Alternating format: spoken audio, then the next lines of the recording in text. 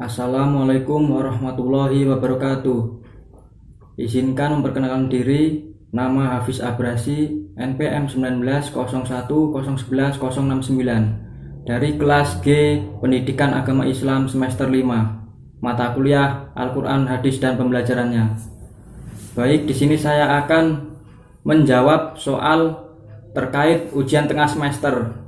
Baik, langsung saja soal yang pertama. Bagaimana konsep Merdeka Belajar dan Pendidikan 4.0? Yang pertama, asesmen kompetensi minimum. Perbedaan konsep pendidikan baru ini dengan kurikulum yang digunakan sebelumnya adalah siswa diharapkan mampu menunjukkan kemampuan minimum dalam hal literasi dan numerik.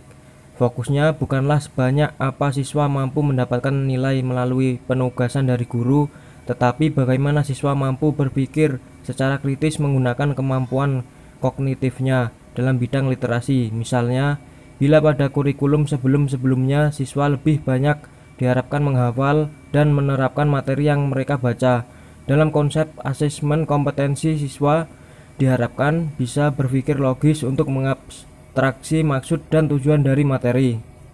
Begitu juga dalam hal numerik atau pada pelajaran sains seperti fisika, kimia, khususnya matematika. Siswa tidak boleh hanya menghafal formula atau rumus, tetapi juga menemukan konsep dasarnya sehingga mereka bisa menerapkannya untuk penyelesaian masalah yang lebih luas.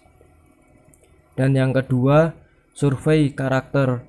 Cukup melegakan bahwa pada akhirnya pemerintah mengakui pendidikan di Indonesia adalah investasi yang mahal, sebab setiap daerah memiliki keunikan manusia yang berbeda-beda dan tidak mungkin dipaksa untuk menerapkan satu sistem dengan indikator tetap. Pada konsep survei karakter, pemerintah akan menilai secara menyeluruh terkait kualitas pendidikan di sekolah, bukan hanya tentang hasil belajar, tetapi juga ekosistem dan infrastruktur pendidikan yang tersedia. Dengan kata lain, pengembangan kualitas pendidikan bukan lagi tentang penerapan indikator kualitas tetap, tetapi berdasarkan data hasil survei terbaru terhadap sekolah. Dan yang ketiga, perluasan penilaian hasil belajar. Satu hal yang paling menarik dalam konsep Merdeka Belajar ini adalah adanya perluasan penilaian hasil belajar siswa yang tadinya hanya dari nilai ujian nasional menjadi penugasan dan portofolio. Kedepannya siswa akan diberikan ruang untuk bisa mengembangkan diri mereka sesuai minat dan bakat. Dengan cara ini, stigma siswa pintar dan bodoh diharapkan bisa segera dihilangkan, sebab manusia memiliki bakat alami yang berbeda-beda dan tidak bisa ditentukan dengan tes formal. Keempat, pemerataan kualitas pendidikan hingga ke 3T. Merdeka Belajar juga dapat diartikan keadilan terhadap akses pendidikan yang setara bagi seluruh siswa di Indonesia. Oleh karena itu, pemerintah membuat kebijakan afirmasi dan pemberian kuota khusus bagi siswa yang tinggal di daerah 3T. Industri 4.0 adalah momen penting dalam pemerataan kualitas pendidikan di Indonesia, sebab pada tahun 2030 nanti akan menjadi puncak dari bonus demografi Indonesia dengan 64% penduduk adalah angkatan kerja. Kesiapan sumber daya manusia atau SDM Indonesia akan sangat menentukan keberhasilan kita dalam menghadapi persaingan di industri 4.0, khususnya di daerah 3T yang masih memiliki tingkat kelahiran yang sangat tinggi. 2. Apa rancangan perencanaan pembelajaran Al-Quran, Hadis, dan pembelajarannya yang Anda miliki dalam menyambut era pendidikan 4.0 ini? Merencanakan kegiatan pembelajaran merupakan sebuah hal yang wajib dilakukan demi suksesnya pembelajaran yang akan dilakukan. Salah satunya adalah menyusun perencanaan pembelajaran, yaitu kegiatan yang terus-menerus dan menyeluruh dimulai dari penyusunan rencana evaluasi pelaksanaan dan hasil yang dicapai dari tujuan yang sudah ditetapkan. Dengan adanya RPP, guru dapat memahami perannya dan tugas-tugas yang harus dicapai oleh peserta didik sehingga proses pembelajaran akan berjalan sesuai dengan apa yang diharapkan. Memasuki era ini, sekolah harus melakukan reorientasi kurikulum yang disesuaikan dengan kebutuhan industri 4.0. Selain itu, sekolah pun harus mengembangkan kapasitas literasi baru seperti data, teknologi, dan manusia. yang diarahkan untuk menunjang sistem pembelajaran. Selanjutnya, sekolah juga diminta untuk mengembangkan inovasi pembelajaran berbasis daring. Lalu, bagaimana merencanakan dan menyiapkan guru serta tenaga kependidikan menghadapi tantangan era tersebut? Untuk mewujudkan siswa yang memiliki keterampilan industri 4.0, maka gurunya pun harus memahami dan memiliki kompetensi tersebut. Selain itu, guru juga diwajibkan mampu menguasai literasi dasar seperti literasi finansial, literasi digital, literasi sains, literasi kewarganegaraan, dan kebudayaan. 3. Bagaimana strategi pembelajaran Al-Quran Hadis dan pembelajarannya dalam menghadapi tantangan era pendidikan 4.0? Proses pembelajaran menyangkut strategi pembelajaran Al-Quran Hadis dan pembelajarannya dalam menghadapi tantangan era pendidikan 4.0 seharusnya memanfaatkan peran internet dan teknologi digital.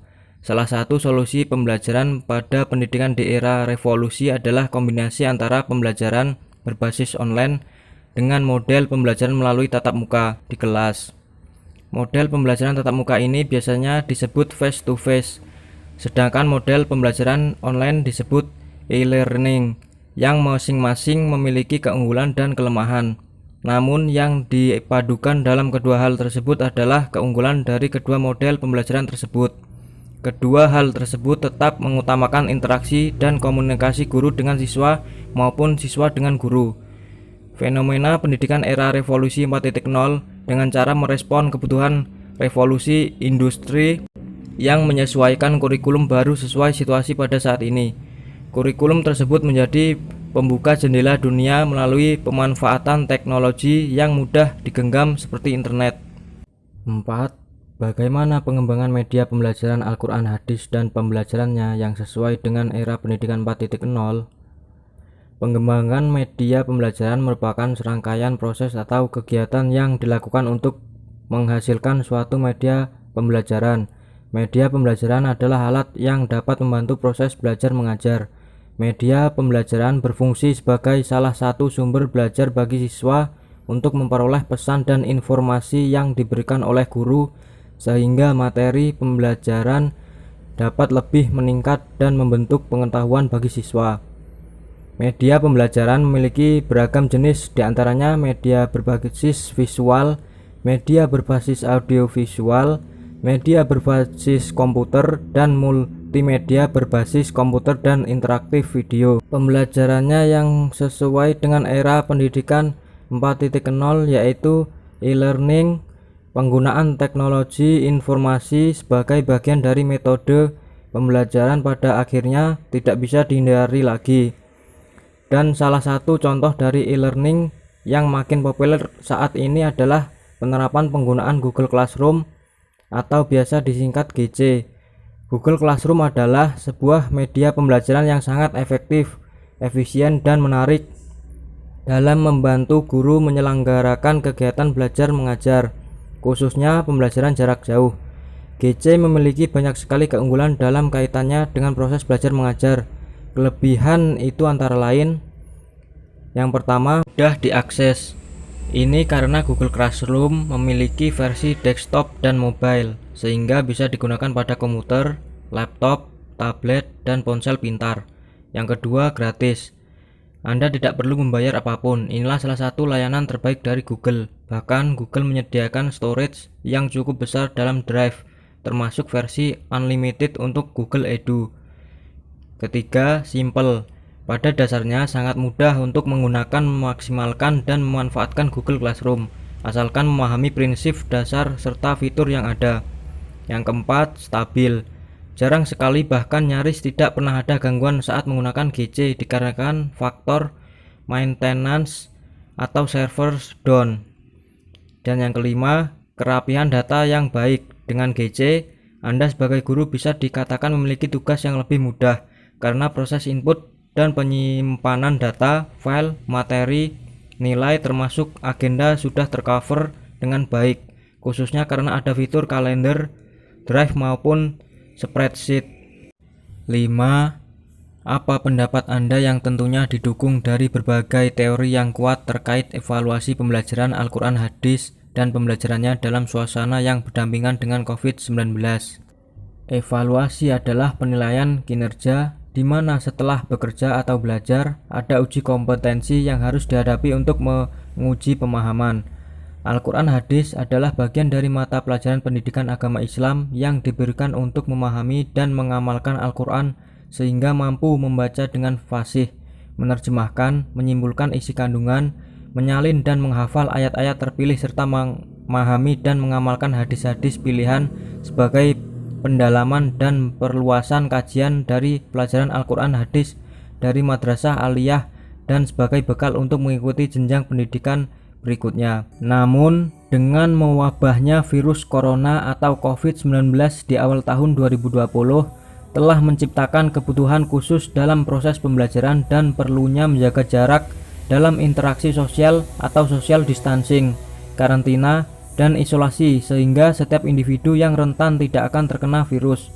Upaya tersebut dilakukan salah satunya dengan tujuan agar sistem perawatan kesehatan tidak kewalahan akibat meningkatnya jumlah pasien yang harus dilayani. Dalam keadaan darurat pandemi COVID-19 ini, pembelajaran model BDR atau belajar di rumah yang dianjurkan oleh pemerintah menjadi solusi terbaik. Namun, yang menjadi kendala adalah kurangnya sarana pendukung yang digunakan dan kurang siapan dalam menghadapi pembelajaran daring di rumah masing-masing. Baik, itulah tadi jawaban yang dapat saya sampaikan. Kurang dan lebihnya saya mohon maaf. Wallahul muwaffiq ila aqwamit thoriq. Wassalamualaikum warahmatullahi wabarakatuh.